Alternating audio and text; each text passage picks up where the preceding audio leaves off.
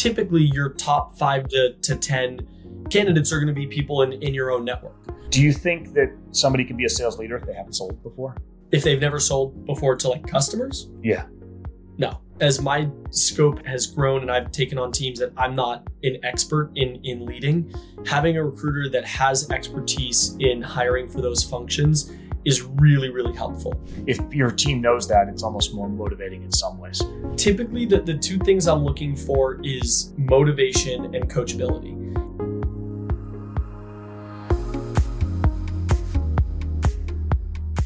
Welcome to How I Hire, the podcast where we talk with senior go-to-market leaders about how they find, vet, attract, and grow new talent.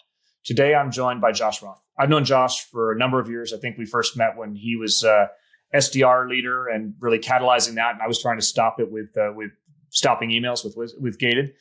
Since then, Josh has led sales at Lob, and he's now at Pipefy, which is an AI no-code automation platform. If you're building AI no-code, call Josh. Josh, welcome. Andy, I'm super happy to be here.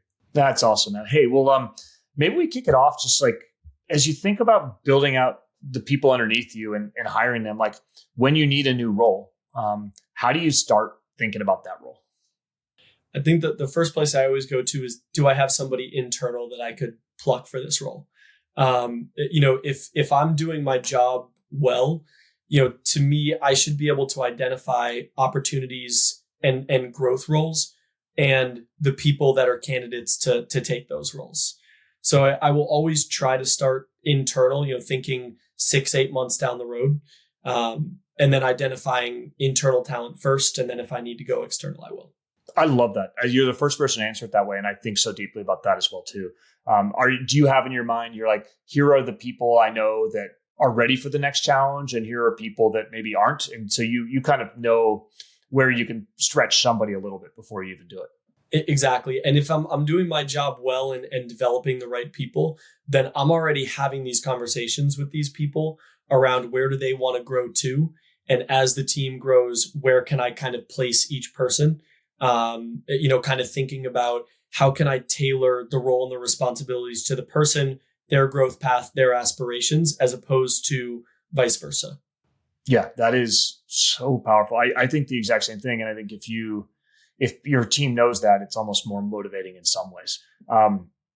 Okay, so maybe take a time when you didn't have the right person. Actually, before I do that, I'd love to ask you, like, will you throw people that are high aptitude but don't have the experience for it at a new challenge? Or how far will you stretch to be able to give somebody internal that opportunity? I'll stretch pretty far. If typically the 2 things I'm looking for is motivation and coachability. If I feel like someone has both, I'm willing to stretch them pretty far, mostly because people stretched me that far. And I feel like, if people are willing to take that chance on me multiple times, then I want to take that chance on other people. And I also think that creates buzz, that creates culture around internal development. And as long as you have the right people with the right, work ethic, coachability, you can stretch people pretty far. Have you ever missed on stretching somebody? And maybe not specifically naming the person, but like a reason why? Yeah, I've definitely missed on stretching people. And I think I probably promoted people too fast. So it's actually normally, I think there's 2 really difficult transitions to make. One, actually maybe 3, but one would be SDR to AE. The second would be BDR manager to sales manager. And the third would be, probably a VP of sales or director of sales into like a VP of revenue, where you're taking on multiple teams, multiple departments. You have a lot to distract you, and understanding how to prioritize and delegate becomes immensely important. And if you don't already have the skill set to do that, when you take on roles with bigger scopes, in that sort of capacity, it can be really challenging. I like that a lot. One thing I saw a lot at Culture Amp before we dialed in enablement was going from a high performing AE to an AE manager. Everyone's like, I'm kicking butt, I'm the top rep. And then we were like, I'm going to go be a manager. And then they would like often fall on their face. They're like, this is so hard. And I think then I was like, okay, we need to dial in enablement and get this right. And so I think I love how deeply you thought about like, what are the points when higher success or lower success on that side? Yeah, it's tough. I think I probably forgot about that one. The AE to AE manager transition. That feels like the most emotionally challenging because you got to learn how to be a manager. You can't do it all yourself. You've got to teach it. And I think I tend to advise people at that stage, like only go to big companies where they have great enablement to make that progression.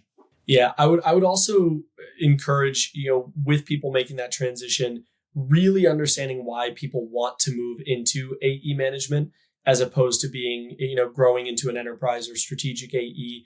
I find oftentimes you will hear not great reasons why people want to move into AE management. And ultimately, the biggest reason that I often hear is people don't want to sell, but they won't ever express that. They'll say it in different ways. And that is just about the worst AE manager you can possibly have. You have to have someone that loves sales so much that they are willing to make the worst sale that they need to, which is the internal sale. Selling externally is fun. That's the best part of the job. I love selling to customers. The sale that no one wants to make is the internal sale. It's understanding who and how you can influence to get what you need to get in order to be successful.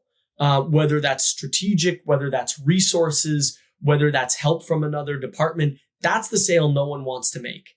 And you need to have someone that loves sales so much that they are willing to make the internal sale. That's interesting.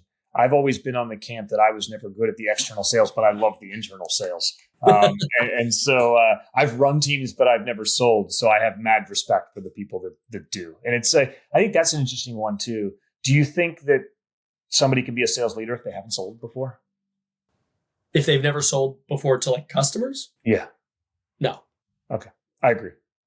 It's so hard to understand and help with objections and all of that stuff. It is interesting to see there's two paths for enablement, right? There's the teachers or there's the sellers that said, no, I'm actually better at teaching.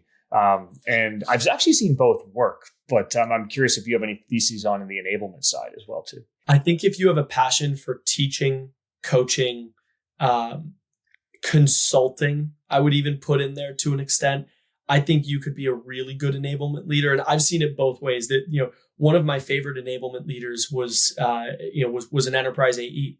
And she was always really strategic. I always had a lot of respect for her and admiration. She went into enablement and has just been incredible.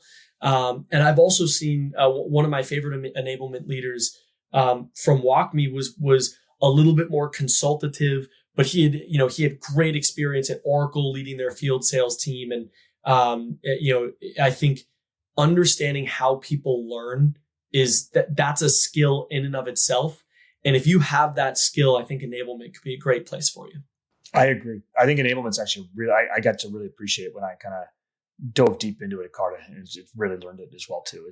It can be powerful. I think either persona can work, but it's nice if they're sympathetic to, I'm explaining to you how to use this thing, but I also feel your pain as well. The other thing I'll throw at you is the enablement to AE transition. I know one of our highest performing AEs at Pipefy was actually our former enablement leader. And he is just like a wizard. I mean, he is incredible with evangelizing the product, helping customers understand the art of possible. I mean, I wasn't a huge believer in it before him, but he's made me a believer. That is awesome. I think when you've lived great enablement and then you've lived shitty enablement, like you start to appreciate it. Like I've lived 2 companies 10 out of 10s. And I think before I left Carta, I set them up so they could get to a 10 out of 10. I'm pumped for it. Okay. So you guys are a hot AI company. You got like 500 employees. You're growing fast. When you post a role or when you have a role, senior role, call it like director plus or VP plus, like, do you post that? Do you hold back? How do you think about that? So I've done both. I've posted and I've held back. I found when I hold back, I get better candidates because it's more focused. And I think when I post, there's a lot of distractions that come and you're almost more like managing an inbox, whether that's a LinkedIn inbox or your actual inbox. Plus, I'm slacking you behind the scenes, being like, Josh, I got 3 people that ping me through the network, and Exactly. Although those are typically good candidates, so I like that. But I found for whatever reason holding it back to a degree is actually quite helpful. That is awesome. I'm the same way. So so you hold it back, but how do you get it distributed? Like it's kind of the irony of ironies, right? Like you want distribution, but you don't want it distributed to everybody. So I'll plug two. I'll plug both of us actually right here. So the way that we distribute it when we hold it back is when I create a role on for Pipefy, I actually, we eat our own dog food. So I actually fill out a form on Pipefy. Wow. And as part of this form, it asks you who are your ideal candidates and where could we find other candidates and at what companies and why. Oh, and your AI engine is going to go out and find them. That's pretty cool. Yeah. So AI will actually go out, give it to our recruiting team, and then our recruiting team will send messages, and then we'll just harvest the specific people that come in. And typically, your top 5 to 10 candidates are going to be people in your own network. So one of the roles that I'm hiring for right now, like I've got 7 to 10 people just from inside of my network and inside of 2 to 3 other people's networks that I really, really trust. And honestly, I haven't been this happy with a candidate pipeline for a role in quite some time. The other way is through you all Whisper and having the opportunity to get the right people where it's in front of very specific eyes that are going to be highly qualified and have the right levels of experience. I love that. Have you ever used a recruiter? And if not, why? Have I ever used a recruiter? Yes, I've used many different types of recruiters. Some certainly better than others. Yeah. How do you make that decision of like, when do you use a recruiter? I'm curious on that one. It's fascinating for me because we'll give people like a quick pass on some hot candidates, but we don't go any further than that. And so I'm always interested in, and I've been there many times when like I post a role and everyone's like, hey, you want to meet this recruiter, this recruiter? I'm like, I'm not allowed to by my talent team or whatever it is. And it sounds like you guys have a great AI engine and talent sourcing team. So when would you find those times when you're like, I have no choice? But and it's not no choice because they're great and you're going to get great people. But like, when do you use a recruiter? I think I'll use a recruiter in 2 circumstances. One, as my scope has grown and I've taken on teams that I'm not an expert in leading, having a recruiter that has expertise in hiring for those functions is really, really helpful. Being able to have a thought partner around what I should be looking for in roles that I don't really know what I'm supposed to be looking for is incredibly helpful. And the second piece is if there's any sort of time sensitivity around the role, if there's strategic goals that are potentially at risk, I also might use recruiters to vet upfront and to just get a flow of candidates in quickly to see if we can get anyone that in theory could be excellent to try to bring it again if there's goal or goals at risk. That makes a ton of sense. I love the one about not your expertise. I always find that too. I'm like, if I'm hiring for a role I have never managed or done before, I'm going to call somebody outside. It may be like a board member or an advisor or something like that. But the worst is if I've seen this happen way too many times, particularly for like marketing roles. People think they can interview for them and they just show up and have a nice chit chat. And then they end up like blowing the role for sure. Been there, not just with marketing. Other roles too. Yeah. Okay, so say somebody does hear Josh or but Pipefy is hiring. How can people get through to you other than the front door? Are there any creative ways that people find you, break down the door? So actually, we're hiring for a fairly strategic role right now. And the first candidate that came in, who I very rarely found the first candidate coming inbound to be a good candidate, because to me, it's almost indicative of someone that's just spending too much time on LinkedIn, not on their job. But this person sent messages to, I don't know if it was like 8 or 12 or 16, but this person sent messages to seemingly every executive at Pipefy. And that's either annoying or that's incredibly successful. And it's like where that bar gets drawn is so funny. I think a lot of that is in your story. This person just had a great story, because there are other times where I get messages and it's just, I really want this job. And you can almost tell that there's this sense of wanting the job for a job, not because it's Pipefy. And this person just had such a great story. And it really seemed authentic. And he had shared it with a number of different people at Pipefy. I remember coming back and usually after I'm, on back-to-backs, I have, Slack messages that just build up. But when I came off this, I had even more Slack messages than I normally do. And the vast majority of them were just, hey, this person is interested in this job. And they sent me a message.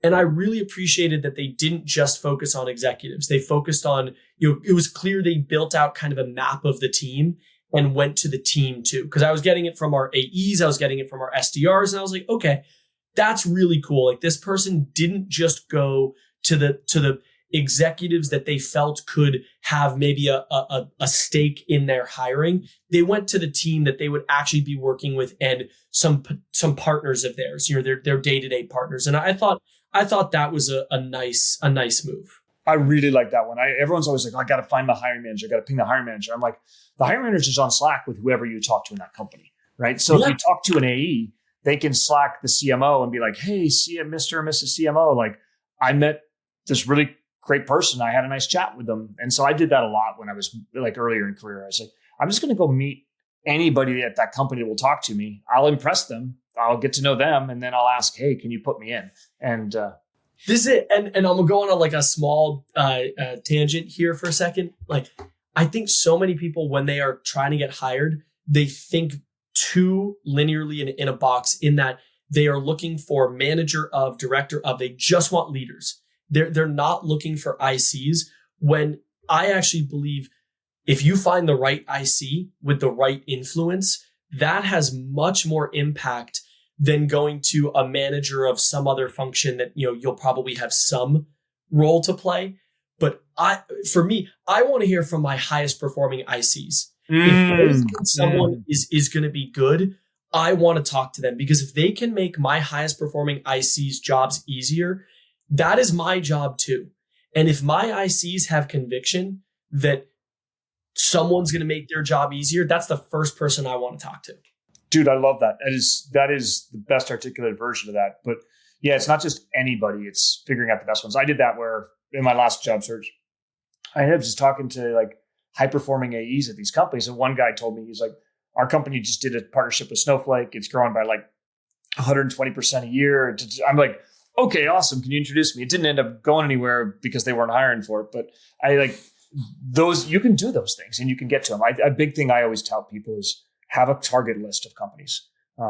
We won't dive into how you found Pipefy, but that's for another podcast for sure. Okay, so you got to the interview process. Like, you've got somebody that figured out how to break through to Josh, either through your talent team or through you, or they've gotten to you. Like, how do you interview them? Do you have a favorite question? I used to have this very structured process. Here are my questions. Here's what I want to do. And I still have a couple of questions that I will always ask people. What I've found is, with the introduction, adoption, and scale of AI, things are changing so fast that the question that you were going to ask is sometimes just not applicable. So what I actually do now is I try to give context on areas of what I think could be pitfalls for the person that I'm hiring for, areas that I think this person's going to need to be successful in. And I will actually just give context. So for one of the roles that I'm hiring for, which I did post on Whispered, I also posted on LinkedIn, which is our US Director of Solutions Engineering role. What I've been asking people is like, look, we don't have a solutions engineering function in the US. You're going to lead a team of one person that's going to be based in Brazil. but this is very much going to be a position where you are going to be my technical counterpart when we are going and visiting customers in the US and Europe and in Canada, everywhere. So how do you feel about customer travel? Like, tell me a little bit about on-sites that you've done. Tell me a little bit about what you find successful on-sites to look like from a technical perspective. And then I just try to sit back and listen to their story. And I'm looking for a few things. Number one, I really want specificity. I think it's so easy to give a squishy answer of like, I love on-sites, yay. But in today's day and age, it's more than just getting on-site, because you have to almost prove your human qualities in a world that is hyper adopting AI. Yeah.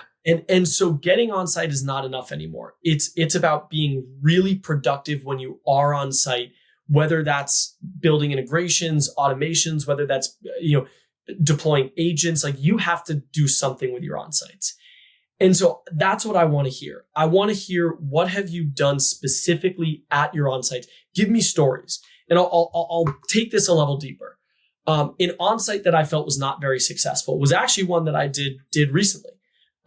We went to a customer, and there was no real agenda. I'm not sure that we did a great job of preparing for this on-site.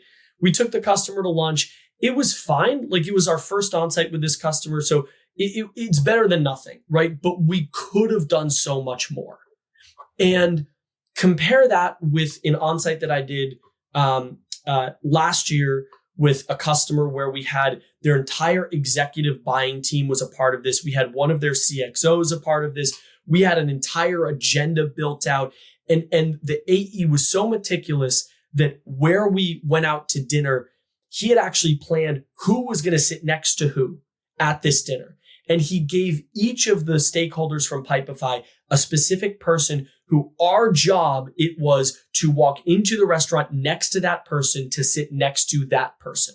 That's amazing. That's the meticulous level of detail that I want to hear from interviews when I'm asking these stories. And really what I'm vetting for is like, do you actually have the experience? Or is this just going to be a squishy answer of you just confirming that you believe our strategy is the right one? I love that. One thing I always, maybe it's more the RevOps interview mode, but I'll just be like, here's 3 topics. I'm going to give you 3. So you get a choice, you have agency. And then I'm going to go as deep as I possibly can on that, because it's basically, they've just given you permission to drill them. Whereas if you're like, I'm going to go deep on offsites, they're like, oh shit. But if you're like, I'm going to talk about on-sites, discovery, or something else, you pick the one. They've just claimed knowledge of that topic. And so that's yeah, exactly. I'm going to steal that. Yeah. That's awesome. It's kind of like, cool. You just, I had one guy, he walked right into it, right? Like, he picked the hardest topic, and I'll just keep going deep down that one. And he literally ran out of he didn't have an answer.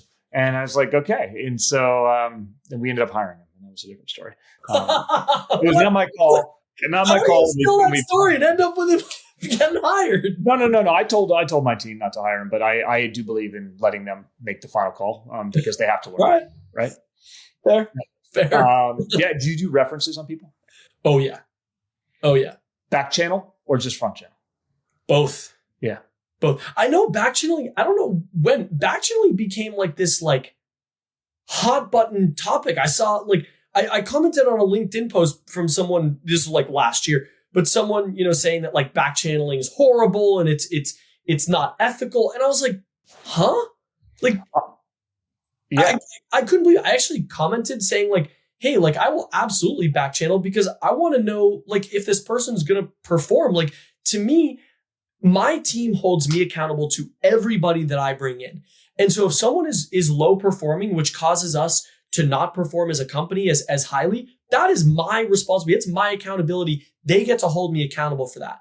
And so, of course, I'm going to use every tool in my tool chest to evaluate someone before they join. And I said that on the LinkedIn post, and this person just went nuclear on me. I could not believe how crazy. Yeah, you and I both know how people can spout opinions on LinkedIn, but I'm with you. I actually to me, it's absolutely needed, because we're going to do the damnedest we can. We don't want to put you in our company and have you not succeed. right? And so, like, to me, I'm going to spend as much time as I need to, and I'm going to ask that. I ironically I've hired some of my best hires. I've not back channeled. But what I find is those front channel references just like double and triple up, right? Like I've hired her twice before, and I will hire her again. I wish I could hire her right now, but like everybody says that, right? And you're just like, okay, I need to hire this person, but maybe that's less in sales where you really do need to back channel, right? Because they can be, yeah, it's interesting. I heard a podcast the other day with some really smart people, and they were like, if you assume the back channels are not happening, that's a red flag in you of it yourself, right? Like you should just assume that they're happening. One of the things that I try to tell people when I'm on the other side of this, when I'm getting hired, is like, go back channel on me. Yeah. Look, you 1,000% may find people that do not like me and do not want to work with me, but that is to me just as important as someone that's saying, oh my gosh, he's amazing. Like, in no world are you going to go 10 for 10. You go call 10 people. There's no way you're going to get 10 people saying yes. And I am 1,000% not going to get 10 people out of saying yes. But the one thing that they will share is I have very high standards. And the consistency of what people will say about me is what I am 100% sure of, is that people may have different opinions on me, some good, some bad, but no one would be able to say he doesn't have high standards. Yeah, or he doesn't care, or he doesn't. It's like, exactly. I think those are, if you're doing your job slightly aggressively, I've always got that edge. Like you may have to piss somebody off here and there, and that's okay. 100% right. I love it. Yeah, you're right. It's less the, do you like them or not? I think maybe where people probably object is somebody just slacks somebody like, hey man, is this person good? And they're like, nah. And then you're like, okay. But it's like, I always want to get on with those people. Every time somebody says it's like, hey Josh, do you have a back channel person? Like, hey, can we hop on the phone? I always do, cause it's like, you know that there may be nuance or substance to that. Like I got a back channel the other day, or not the other day, but like a year or so ago on somebody. The guy was like, here's the pros, here's the cons, here's the do it. Like I've even fired people where I've given reasonable back channels on them, right? Like, what's the role you're hiring them to do? Is it this or is it that? If it's that, I wouldn't hire them. If it is this, then I might. I've gotten a few of those. I think especially in sales, people really like the back channel. Yeah. And my 2 cents is, and I've even gotten back channels on people that I've fired before. Yeah. My feeling is you always be honest. Let them make the final determination. Every person will have pros. Every person will have cons. Lay it out on the line on a back channel and let them make the final call. Yeah, because you're one data point. Exactly. Yeah. Okay, so you hired somebody. How do you make it successful? And how do you know if they're not successful? And how do you pull that trigger? What I always want to evaluate for before anything else is the inputs. What are the behaviors going into this? Especially in sales, my past is littered with examples of people that really struggled in their first year at a company, but the behaviors were right. And so I've doubled down on them in year 2, and a number of them became, one of, or even sometimes the best salesperson at the company. And you can tell because the people that are doing the right things the right way, whether that's in revenue operations or in marketing or in sales or in customer success, there will always be behavior tells. Whether, in sales, what that is being close to customers. To me, if you are consistently showing an ability to get on site, to have a command of the small details, and to be willing to go the extra mile in whatever that looks like, that could be outbounding, that could be prospecting. If there's legitimate effort and there is evidence of that effort, I will continue to double down on you. I'll continue to bet on you. In terms of setting them up to be successful, I think there's a few critical things to do. And again, I think it depends on the function, but with my experience in sales, let's just use that as an example. The first is ensuring that there's going to be enough pipeline for this person. Yep. And I'm a data person. I'm always going to default to, does the data tell me this person can be successful? So the first thing I'm going to evaluate for is if this is a new logo AE, is the pipeline and is the territory legitimately right? I know that there are times where, companies will share the tune of like, this territory is great. No, not all territories are created equal, regardless of what you say. And have you heard the Michael Ovitz story on territories?